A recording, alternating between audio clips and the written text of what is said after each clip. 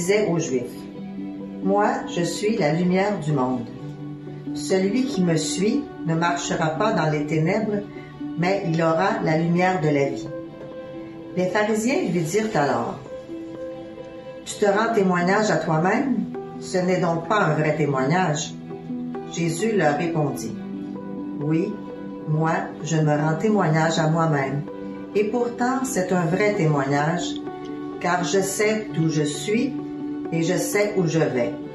Mais vous, vous ne savez ni d'où je viens, ni où je vais.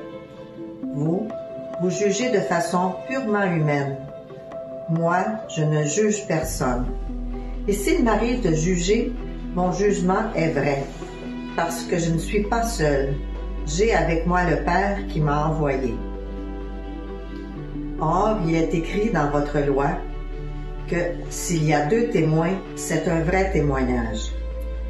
Moi, je me rends témoignage à moi-même, et le Père qui m'a envoyé témoigne aussi pour moi. » Les pharisiens lui dirent, « Où est-il ton Père? » Jésus répondit, « Vous ne connaissez ni moi ni mon Père. Si vous me connaissiez, vous connaîtriez aussi mon Père. » Il prononça ces paroles alors qu'il enseignait au temple du côté du trésor. Et personne ne l'arrêta parce que son heure n'était pas encore venue. Vous ne connaissez ni moi ni mon Père. Si vous me connaîtriez, vous connaîtriez aussi mon Père. Alors, comment est-ce qu'on peut interpréter ou comment est-ce qu'on peut donner vie à cette parole de Dieu dans nos vies? Alors, je vous propose une petite expérience que vous avez tous vécue et puis qui me fait un peu penser à ce texte. Une expérience qui m'arrive parfois lorsque je célèbre un baptême. Bon, les gens arrivent, ils s'assoient. Alors, il y a un petit enfant d'environ 3 ans qui s'assoit à côté de sa mère, mais ça donne qu'il y a la gigote. Hein?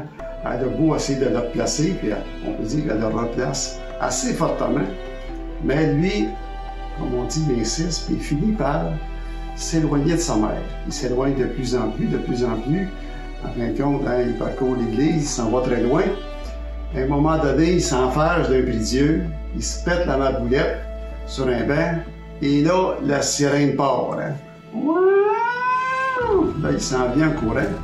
Même si on veut le prendre, il y a juste une direction, il s'en va vers sa mère. Même si elle l'a un peu grondé auparavant, il s'en va dans sa mère vers celle qui a confiance.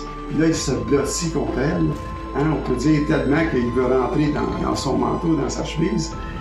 Et on peut dire qu'ils ne font plus qu'un. Alors, pourquoi cette situation-là arrive? C'est parce qu'il y a un passé.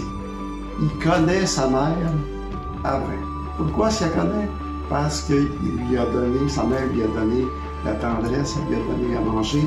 Il se sent en confiance avec elle. Alors, pour avoir une relation très proche, pour connaître parfaitement qui est sa mère, il faut qu'il y ait un passé. Donc, pour nous, pour connaître le Père, il faut travailler pour connaître le Fils. Si on vient qu'à travers les lectures, à bien connaître le Fils, nous allons aussi connaître le Père. Donc, dans ce temps, pensons à reconnaître toute la beauté du Fils pour connaître la beauté du Père.